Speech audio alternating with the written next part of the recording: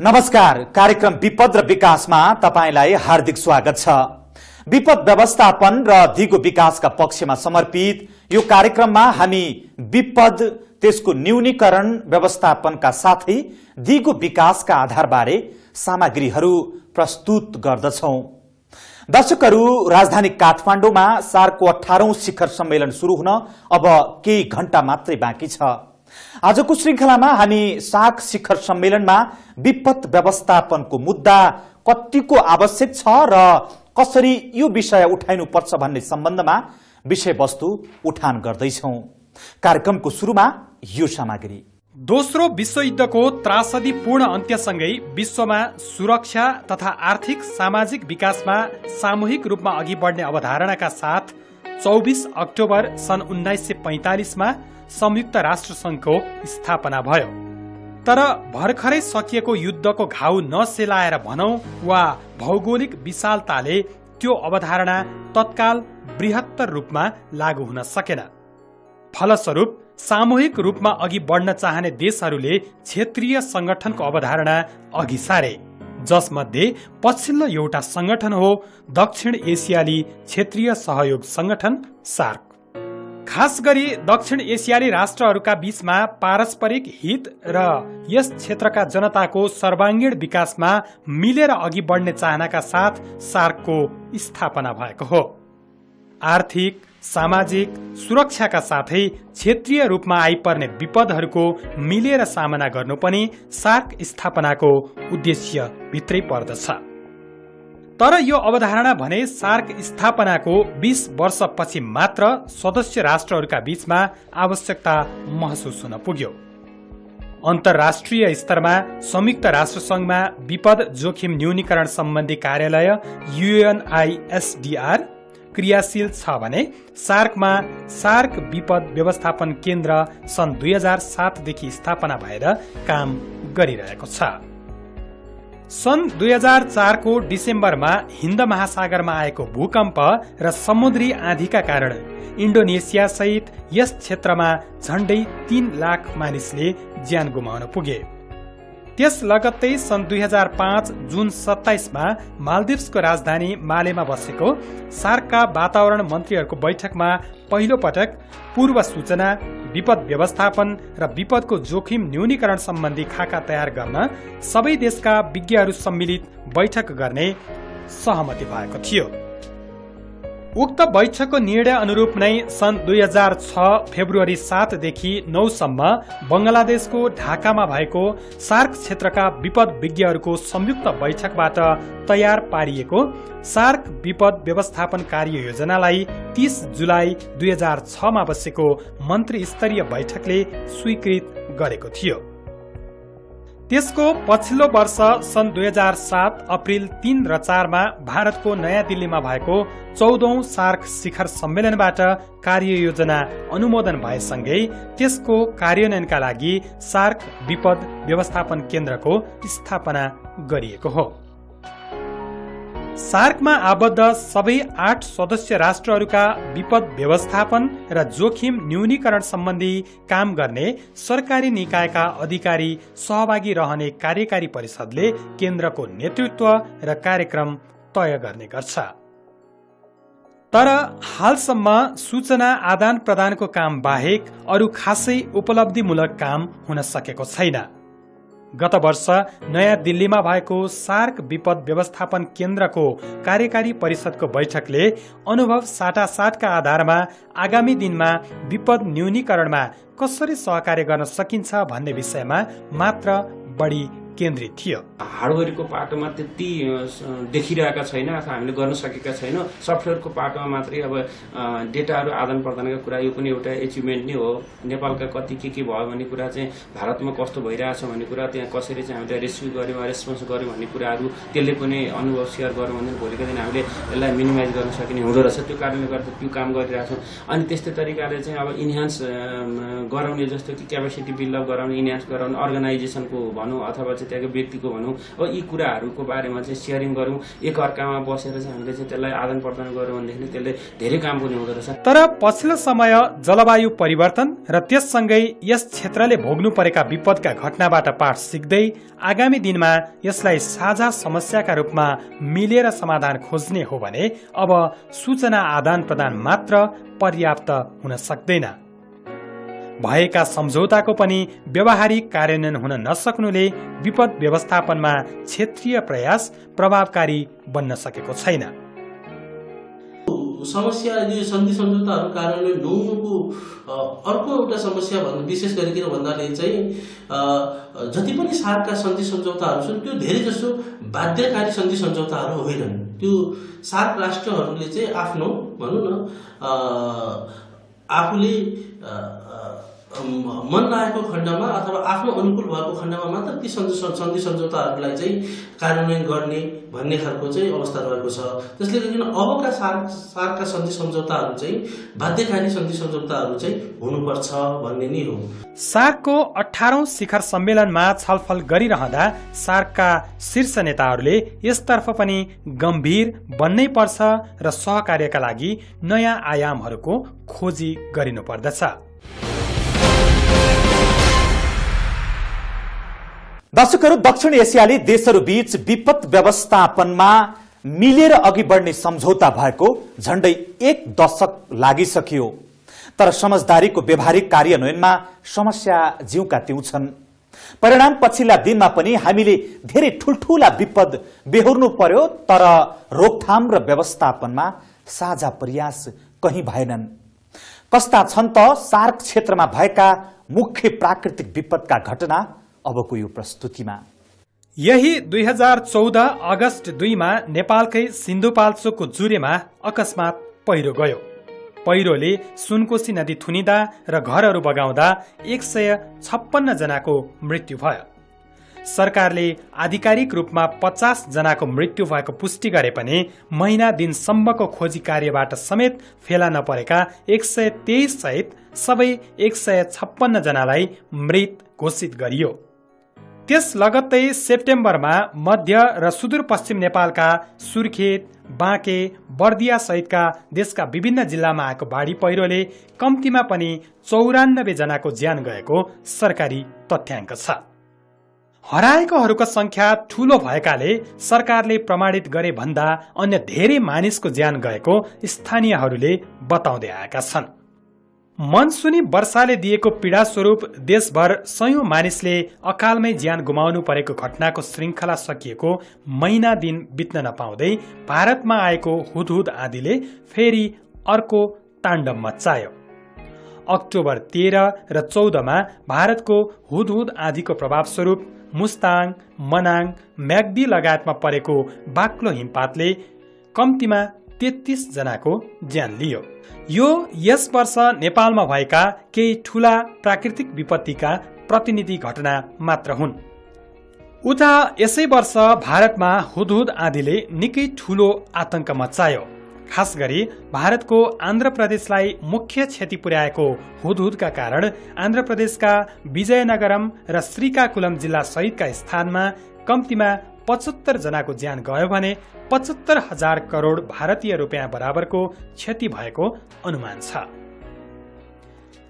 त्यस्तै भारत र पाकिस्तानको बीचमा पर्ने जम्मू कश्मीर क्षेत्रमा सेप्टेम्बर 2014 मा आएको बाढीमा परि भारततर्फ 284 र पाकिस्तानतर्फ 280 जनाको ज्यान गयो। 2 मे सन् 2014 मा अफगानिस्तानको बादखस्तान प्रान्त स्थित अर्गु जिल्लामा गएको पहिरोमा परि कम्तीमा 300 जनाको ज्यान गयो भने 200 भन्दा बढी घरहरू भत्किएका थिए। अघिल्लो वर्षको कुरा गर्ने हो भने नेपालको पश्चिमी क्षेत्र सहित भारतको उत्तराखण्डमा आएको बाढीले भारतको हिमाञ्चल, हरियाणा, उत्तर प्रदेश र दिल्लीमा मात्रै 5700 जना मारिएको तथ्याङ्क छ। त्यसअघि सन् 2004 मा त यस क्षेत्रलाई नै आतंकित पार्ने गरी हिन्द महासागरमा आएको भूकम्प र त्यसबाट उत्पन्न सुनामीका कारण दक्षिण र दक्षिण पूर्वी एसियाका झण्डै 3 लाख नागरिकले आफ्नो ज्यान गुमाउन पुगे। यसरी नेपाल, भारत, बंगलादेश, पाकिस्तान वा अफगानिस्तान मात्र होइन, सबैजसो दक्षिण एसियाली राष्ट्रहरू कुनै न कुनै खाले प्रकोपको जोखिममा रहेका छन्। नेपाल भारतमा उच्च हिमाली क्षेत्रमा हिमताल विस्फोटको खतरा वैज्ञानिकहरूले औल्याइरहँदा बंगलादेश, मालदिव्स जस्ता हिन्द महासागरका तटीय क्षेत्रमा अवस्थित देशहरूलाई समुद्रको सतह बढ्ने चिन्ताले सताइरहेको छ। यसरी विगतका ठूला विपदका घटनाको इतिहास र वैज्ञानिक तथ्यहरूका आधारमा पनि दक्षिण एसियाली राष्ट्रहरू कुनै न कुनै रूपमा प्राकृतिक विपत्तिको खतरामा छन् भन्ने तथ्य छर्लङ्ग छ।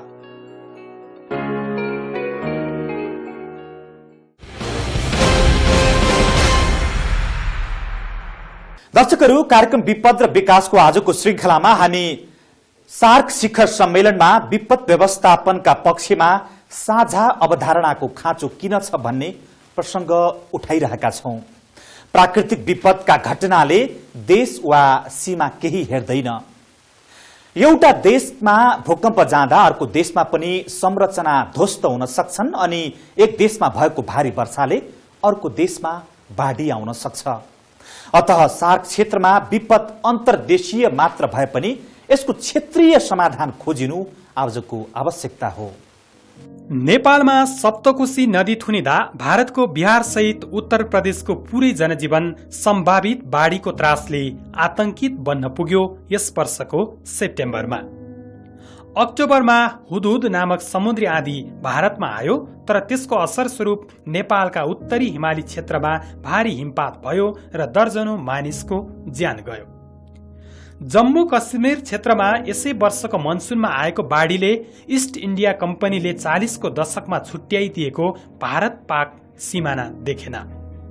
भारत र पाकिस्तान दुवैतर्फ पर्ने जम्मू कश्मीर क्षेत्रका विभिन्न नदीमा आएको बाढीले 500 भन्दा बढीको ज्यान लियो। गत वर्ष महाकाली नदीमा आएको बाढीले सीमावर्ती भारतको दार्चुला सहितका स्थान प्रभावित हुँदा सीमावारी दार्चुलाको नेपाली भूमि पनि त्यसबाट अछुतो रहन सकेन। 3 वर्ष अघि सन् 2011 को सेप्टेम्बर 18 मा नेपालको कञ्चनजङ्घा संरक्षण क्षेत्रलाई केन्द्रबिन्दु बनाएर गएको भूकम्पले नेपालमा भन्दा धेरै क्षति भारतको सिक्किममा पुर्याएको थियो। नेपालमा 11 जनाको ज्यान लिएको भूकम्पले भारतको सिक्किम, सिलगुडी सहितका शहरमा झण्डै 100 जनाको ज्यान लियो। यी सबै घटनाहरूको सूक्ष्म अध्ययन गर्ने हो भने एउटा तथ्य पत्ता लाग्छ कि बाढी, पहिरो, आँधी वा भूकम्प जस्ता कुनै पनि प्राकृतिक विपदले राजनीतिक वा भौगोलिक सिमानासँग कुनै अर्थ राख्दैन, जसलाई सीमापार विपदका रूपमा समेत लिन सकिन्छ। अन्तर्देशीय हुनु भनेको आफ्नो ठाउँमा नेपाल र भारतको अन्तर्सम्बन्धको बारेमा बाट सञ्चालित हुन्छ भने सार्कसँग त्यो कुरालाई हामीले जोड्यौं भने सबै कुरा नेटवर्कमा आएर हामीले त्यसलाई परिचालन गर्न सक्छौं जस्तो मलाई लाग्छ। जस्तो अब अहिलेको परिवेशमा मैले हेर्दाखेरि हामीले के देखिरहेछौँ भने महाकाली बाढीको कुरा गत साल पहिलाको, त्यसपछिको अहिले पछिल्लो समयमा आएर भारत र पाकिस्तानको बीचमा गएको जुन इन्दुस रिभरमा पानीको जुन अहिले कमी भइरहेको छ भने विपद व्यवस्थापनमा यी कुराहरूलाई विशेष गरी भूविपदका व्यवस्थापनका कुराहरूमा चाहिँ एक आपसमा सहमतिको अवस्थामा हामी पुगेनौं भने हामीले सार्क डिजास्टर म्यानेजमेन्ट सेन्टर वा सार्क विपद व्यवस्थापन केन्द्रले काम राम्रोसँग गर्न सक्छ। अझ भौगोलिक दृष्टिकोणले हिमालय पर्वत श्रृङ्खलाको काखमा र हिन्द महासागरको भित्र परेका दक्षिण एसियाली मुलुकहरूका सम्बन्धमा भन्ने हो भने यी देशहरूले सामना गर्नुपर्ने वा भविष्यमा आइपर्ने प्राकृतिक विपत्तिको जोखिममा धेरै समानता छ। त्यसैले पनि सम्भावित विपदको तथ्यपरक वैज्ञानिक अनुसन्धान गरी पूर्व सजगता अपनाउने, विपदको जोखिम न्यूनीकरण एवं विपद पछिको व्यवस्थापनमा यस क्षेत्रका सबै देशहरू एकजुट बन्न जरुरी छ। सन् 2007 मा सार्क विपद व्यवस्थापन केन्द्रको स्थापना भए पनि यसका अधिकांश गतिविधिहरू औपचारिकतामा मात्र सीमित भएको पाइन्छ। विपद व्यवस्थापनका लागि साझा क्षेत्रीय कोष खडा गर्न सके भविष्यमा प्रभावकारी काम गर्न सकिन्छ विपद व्यवस्थापनमा। स्रोत र साधनको कुरा यो क्षेत्रको निम्ति यो सार्क सम्मेलनमा यदि एउटा विपद सम्बन्धी एउटा कोष निर्माण हुन सक्यो, साझा कोष निर्माण हुन सक्यो र त्यसले विभिन्न ठाउँका जुन आवश्यकताहरू छ त्यसमा त्यो कोषबाट एउटा बोर्डको माध्यमबाट स्रोत साधन व्यवस्था गर्न सकियो भने मलाई लाग्छ यसबाट क्षेत्रीय सहयोग पनि बन्न सक्ने, क्षेत्रीय रूपमा एउटा पारस्परिक एउटा सहयोग पनि हुन सक्ने र यो क्षेत्रका जनताले राहत पाउन सक्ने, अहिले देखिएको यो जुन किसिमको झनभन्दा झन बढ्न सक्ने यो समस्याबाट पनि राहत हुन सक्ने मैले देखेको छु। त्यसो त सार्क सदस्य राष्ट्रहरू बीचका आपसी समस्या पनि कतिपय अवस्थामा विपद व्यवस्थापनमा बाधक बन्न सक्छन्। यस वर्ष कश्मीरको बाढीको मुकाबिला भारत र पाकिस्तानले आफ्नै ढंगले गरे। त्यसमा साझा प्रयास गर्न सकेको भए प्रभावकारी व्यवस्थापन हुन सक्थ्यो। त्यसैले अन्तर्देशीय समस्या भए पनि विपदका सन्दर्भमा भने क्षेत्रीय समाधान खोज्नु उपयुक्त हुन्छ। यो अहिलेको हाम्रो काठमाडौँ मिटिङमा त्यसलाई अलिकति बलियो बनाउने काममा हामी अगाडि बढ्न सक्छौँ। बलियो चाहिँ मुख्य रूपले भन्नुपर्दा त्यसका एक्टिभिटीहरूलाई अलिकति बढाएर विपद व्यवस्थापनको क्षेत्रमा त्यसले तत्काल गर्न सक्ने कामहरू र प्रिपेयर्डनेसका बेलामा प्रिपेयर्डनेसका लागि गर्नुपर्ने कामहरू र पछिल्ला रेस्क्यु र रिलिफमा अन्तर्देशीय सम्बन्धहरूलाई कसरी मिलाउन सकिन्छ भन्ने कुरामा धेरै ठुलो महत्त्वपूर्ण रोल सार्क डिजास्टर म्यानेजमेन्ट सेन्टरले गर्न सक्छ। त्यो कुरा सार्क राष्ट्रहरूले अहिले सार्क राष्ट्रका प्रमुखहरू अहिले जम्मा भेला हुनुभएको बेलामा त्यो कुरामा अलिकति गहन भएर छलफल गरिदिए हामी जस्ता भू विपद व्यवस्थापनमा लागिरहेका वैज्ञानिक र इन्जिनियरहरूलाई धेरै सजिलो पर्थ्यो। छिमेकीको घर जल्दा मूक दर्शक बनेर हेरिरहे त्यो आगोले अर्को छिमेकीको घर पनि जलाउन सक्छ। त्यसैले विपद व्यवस्थापनमा सुदृढ क्षेत्रीय सहयोग र सम्बन्ध अबको अपरिहार्य शर्त हो।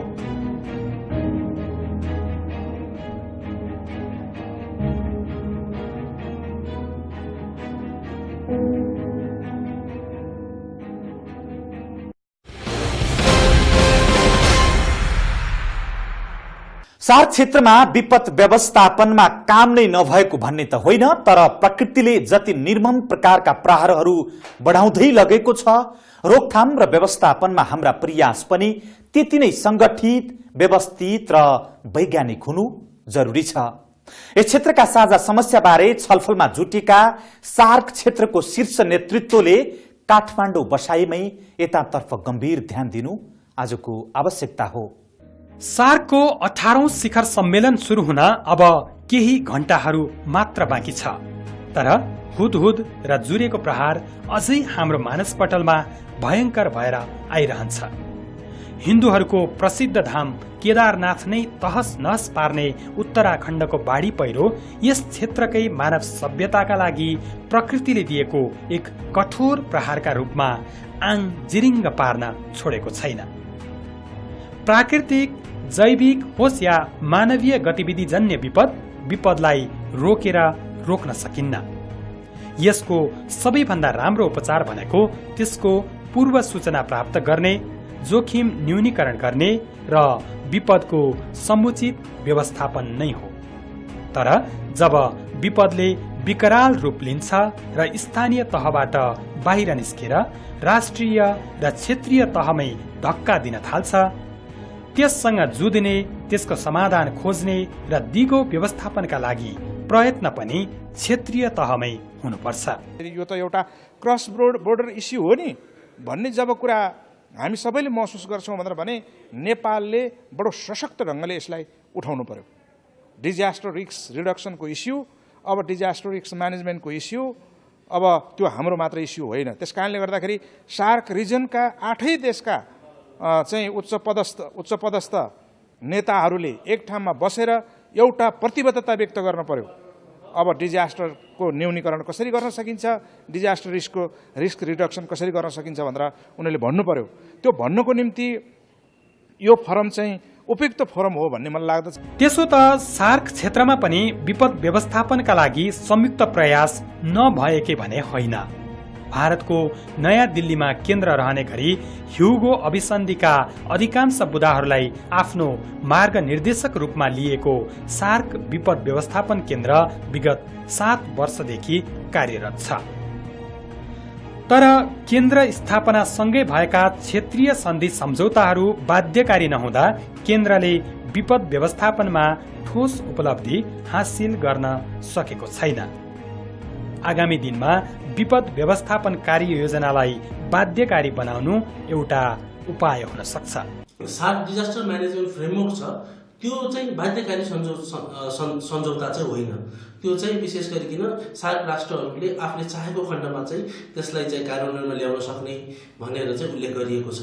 त्यसले गरिकन सार्कमा जति पनि विपदका सन्धि सम्झौताहरू विपदका विषयमा सन्धि सम्झौता भएका छन् त्यसलाई बाध्यकारी बनाइनुपर्छ र त्यसपछि मात्र त्यसको चाहिँ उचित कार्यान्वयन हुने सम्भावना चाहिँ देखिन्छ। नेपाल होस् या भारत, पाकिस्तान होस् वा बङ्गलादेश, सबैले विपदसँग जुझ्नु परेकै छ। त्यसैले विपदको सामनामा अबका दिनमा साझा धारणा बनाएर जानुपर्नेमा प्रशासकदेखि विज्ञ र नीति निर्मातादेखि सरकारवालासम्म एकमत देखिन्छन्। भारतमा पनि वर्षेनी अब त्यहाँ बाढी र पहिरोको कारणले गर्दा आउँदैमा चाहिँ धेरै नोक्सानी भएको अवस्था छ। सिन्धुपाल्चोकको जुरेमा आएको पहिरोको कारणले गर्दा भएको क्षतिको कुरा गरौँ अथवा चाहिँ बाँके बर्दिया दाङ र सुर्खेतमा आएको चाहिँ बाढीको कारणले गर्दा आउँदैमा चाहिँ त्यहाँ भएको चाहिँ जनधनको क्षतिको कुरा गर्ने हो भने पनि हामीले एउटा साझा एजेन्डा, कमन एजेन्डाहरू चाहिँ इन्ट्रोड्युस गरेर आगामी दिनहरूमा चाहिँ कसरी यसलाई चाहिँ समाधानको बाटो पहिल्याउन सक्दछौँ अथवा चाहिँ सबै हाम्रा यी सार्क कन्ट्रीहरूमा चाहिँ एक रूपमा चाहिँ कसरी कार्य गर्न सक्दछौँ भन्ने कुरा त्यहाँ ती एजेन्डाको रूपमा चाहिँ प्रस्तुत गर्न सक्ने अवस्था पनि छन्। भैँचालो जाँदा कहिले पनि कुनै पनि देशको सिमानासँग भैँचालो रोकिएर बस्दैन। जस्तो नेपालमा भैँचालो गयो भने भारतमा त्यो भैँचालो छिर्दैन भन्ने कुरा हुँदैन। भुटानमा गएको भैँचालोले नेपाल हल्लिन्छ। त्यस्तै गरी नेपालमा गएको भैँचालोले बङ्गलादेशलाई असर पार्छ र पाकिस्तानमा गएको भैँचालोले भारतलाई असर पार्छ।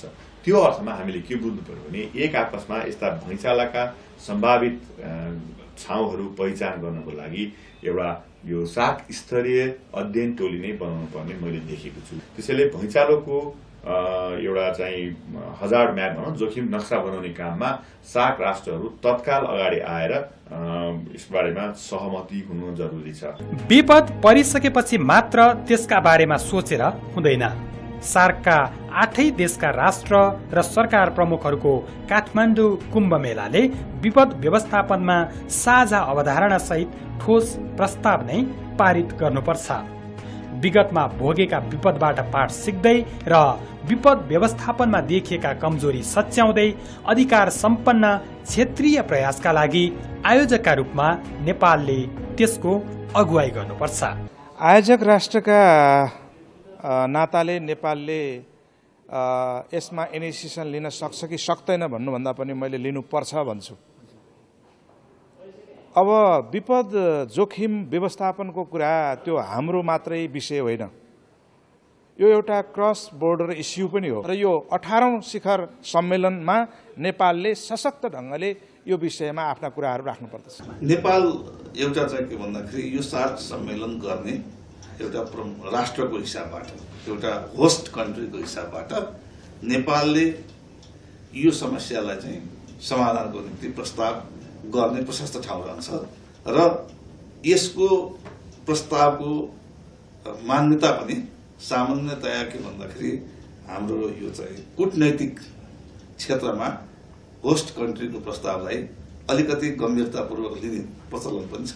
विपद भोगेका, विपदसँग जुधेका, व्यवस्थापन, राहत र उद्धारमा लागेका सार्क क्षेत्रका सबैको ध्यान यतिखेर काठमाडौँ केन्द्रित भएको छ। अपेक्षा पूरा गर्नु छ सार्क नेताहरूले विपद व्यवस्थापन सम्बन्धी साझा क्षेत्रीय अवधारणाको उद्घोष गरेर।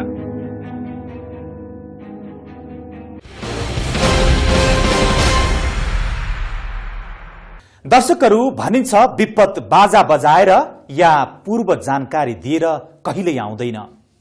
तर विगतको इतिहासको अध्ययनबाट हाम्रो विज्ञानले विपदबारे पूर्वानुमान भने लगाउन सक्छ। पूर्व जानकारीको अत्याधिक सञ्चार गर्दै विपद आइसकेपछि त्यसको रोकथाम र व्यवस्थापनमा आसन्न सार्क शिखर सम्मेलनले ठोस निर्णय गर्न सकोस्, हाम्रो शुभकामना छ। हवस् त, कार्यक्रम विपद र विकासको आजको श्रृङ्खला यही सकिन्छ। विपद व्यवस्थापन र दिगो विकासका पक्षमा हाम्रो यो अभियानमा तपाईको साथ र सहयोग अपरिहार्य छ।